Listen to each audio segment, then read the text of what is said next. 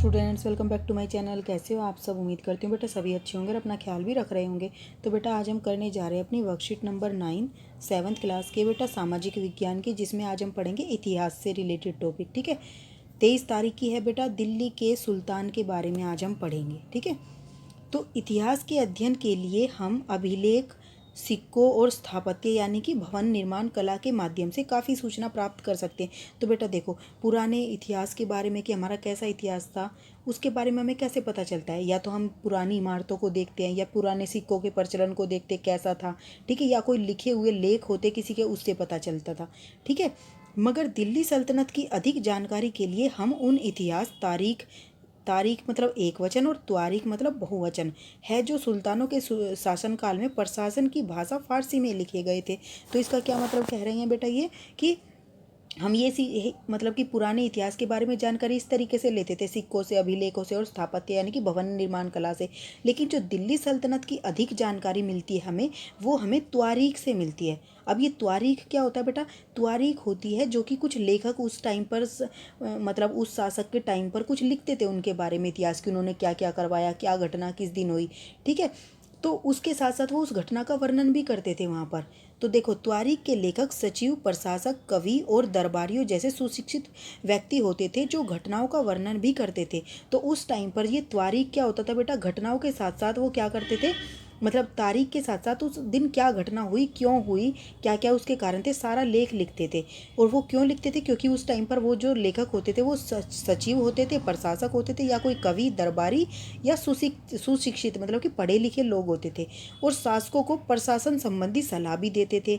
वे न्याय संगत शासन के महत्व पर बल देते थे। और वे बेटा उस समय के शासकों को तरह तरह की सलाह भी देते थे, किस तरीके से शासन को अच्छे से चलाना चाहिए, अलग अलग तरीके से। ठीक है, अब लेकिन बेटा हर किसी में कुछ ना कुछ कमी होती है। तो त्वारीख के लेखक नगरों में यानी कि विशेषकर दिल्ली में रहते थे, गाँव में ये शायद ही कभी रहते हो। वे अक्सर अपने इतिहास सुल्तानों के लिए उनके ढेर सारे इनाम इकराम पाने की आशा में लिखा करते थे। अब ये ऐसा क्यों करते थे बेटा? तो उनको इससे फिर शासक अगर वो उनकी प्रशंसा करेगा लिखने में, इतिहास में, कि उसने ये करवाया, ये करवाया, तो वो उससे खुश होगा और उनको क्या देगा? खूब सारा इनाम देगा। तो इसलिए वो लिखा करते थे ये सब। अब लेखक अक्सर शासकों को जन्मसिद्ध अधिकार और लिंग भेद पर आधारित आदर्श समाज व्यवस्था बनाए रखने के सलाह देते थे। ठीक है, तो बेटा वो क्या करेंगे? उनकी तारीफ ही करेंगे, और तारीफ करेंगे तभी उनको इनाम मिलेगा। तो वो क्या करते थे? उनको अक्सर शासकों को जन्मसिद्ध अधिकार, मतलब कि वो उनका जो शासन है उन पर उनका जन्मसिद्ध अधिकार है, लिंग भेद पर आधारित आदर्श समाज व्यवस्था की को बनाए रखने की सलाह देते थे। जिससे कई बार क्या होते थे, जो आम लोग होती थे, जनता होती थी बेटा, वो सहमत नहीं होती थी उनके विचारों से। ठीक है, तो ये त्वारीख के बारे में था। और जो लिखते हैं, अब बेटा दिल्ली के जो शासक रहे हैं अलग अलग समय पर, उनका यहाँ पर आपको एक लिस्ट दी गई है। जैसे कि सबसे पहले क्या था? राजपूत वंश थे बेटा, तोमर। फिर आरंभिक 12वीं शताब्दी में इनका शासन आया। इनके अंदर अनंगपाल चौहान, पृथ्वीराज चौहान और प्रारंभिक तुर्की शासक 1206 से 1290 तक रहे थे। ठीक है, ऐसे काफ़ी सारी लिस्ट दी गई है कब कब किसका शासन रहा है उनमें।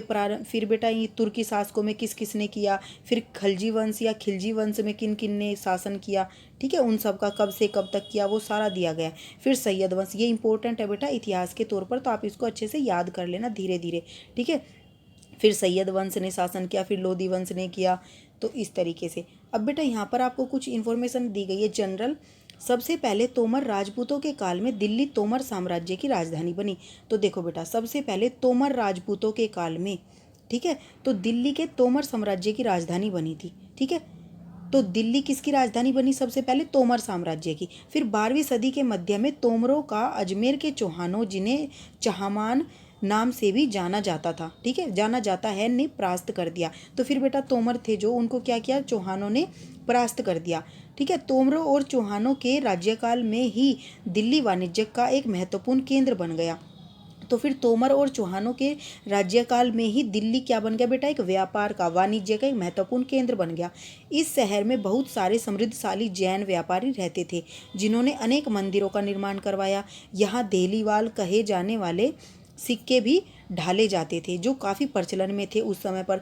13वीं शताब्दी के आरंभ में दिल्ली सल्तनत की स्थापना हुई। फिर दिल्ली सल्तनत की स्थापना हुई बेटा, और इसके साथ दिल्ली की कई ऐसी राजधानी इसके साथ दिल्ली एक ऐसी राजधानी में बदल गई जिसका नियंत्रण इस उपमहाद्वीप के बड़े क्षेत्र पर फैला था। ठीक है, यानी कि बेटा जो ये राजधानी थी वो पूरे के पूरे इस उपमहाद्वीप की राजधानी बन गई थी। ठीक है, अब बेटा इसके कुछ क्वेश्चन आंसर कर लेते हैं। चलिए, क्वेश्चन क्या है बेटा, इतिहास के अध्ययन के लिए कौन कौन से स्रोत हमारी सहायता कर सकते हैं। तो कौन कौन से स्रोत हमारी सहायता कर सकते हैं, हमने अभी पढ़ा था। इतिहास के अध्ययन के लिए पुराने समय के लिखे गए अभिलेख, पुराने सिक्के और स्थापत्य अथवा भवन निर्माण कला हमारी बहुत मदद कर सकते हैं। ठीक है, अब बेटा सेकंड क्वेश्चन क्या है, त्वारीख का अध्ययन किस प्रकार हमारे लिए उपयोगी हो सकता है। तो हमने अभी पढ़ा बेटा, त्वारीख में क्या होता था, त्वारीख में केवल तारीखों का वर्णन नहीं किया जाता था, उसके साथ उस समय पर होने वाली घटनाओं का वर्णन भी होता था। तो त्वारीख का अध्ययन हम पढ़ेंगे, उसको समझेंगे तो हमें उस समय पर होने वाली घटनाओं का भी मतलब कि इन्फॉर्मेशन मिलेगी। तो त्वारीख के अध्ययन से हमें केवल किसी घटना की तारीख का पता चलता है, न लिखना यहाँ पर। ठीक है, न केवल किसी घटना की तारीख का पता चलता है बल्कि हमें उस तारीख पर होने वाली घटना की पूरी जानकारी प्राप्त हो जाती है, क्योंकि त्वारीख के लेखक सुशिक्षित सचिव, प्रशासक, कवि, सुशिक्षित व्यक्ति होते थे, यानी कि पढ़े लिखे व्यक्ति होते थे। ठीक है, जो उस समय पर होने वाली पूरी घटना का वर्णन करते थे। ठीक है, तो बेटा इसलिए हमें त्वारीख के अध्ययन से क्या हो सकता है, काफ़ी मदद मिल सकती है जानने के लिए इतिहास को। फिर त्वारीख के अध्ययन की सीमाओं का वर्णन कीजिए। अब सीमाओं का मतलब क्या होता है बेटा, कमियाँ। क्या क्या कमियाँ थी त्वारीख के अध्ययन में, हम पूरी तरीके से भी विश्वास नहीं कर सकते थे। क्यों? क्योंकि क्या होता था त्वारीख में बेटा, त्वारीख के अध्ययन की कुछ सीमाएं भी हैं। क्यों? क्योंकि त्वारीख के लेखक यह इतिहास अपने सुल्तानों से इनाम पाने के लिए लिखते थे। इनाम पाने के लिए वह इतिहास में उनकी तारीफ करते थे। जैसे कि यह लेखक अक्सर शासकों को जन्मसिद्ध अधिकार या लिंग पर आधारित आदर्श समाज, यहाँ आदर्श लिख लेना। ठीक है, आदर्श समाज व्यवस्था को बनाए रखने के लिए सलाह देते थे, जिससे बाकी लोग सहमत नहीं होते थे। तो बेटा वो उनकी तारीफ ही कर रहे हैं, उनकी बुराई क्या क्या थी वो तो हमें पता नहीं चल पाती त्वारीख के अध्ययन से। तो ये इसकी कुछ कमियाँ थी, सीमाएँ थी। अब बेटा फोर्थ क्वेश्चन क्या, पता लगाइए कि दिल्ली में स्थित कुतुब मीनार के निर्माण में किन किन शासकों का योगदान है। कुतुब मीनार के संदर्भ में अन्य जानकारी भी एकत्र करो। तो बेटा इसको हम पहले भी अपनी जनरल वर्कशीट में पढ़ चुके हैं, तो फिर से रिवाइज कर लेते हैं। कुतुब मीनार के निर्माण में 3 शासकों का महत्वपूर्ण योगदान है।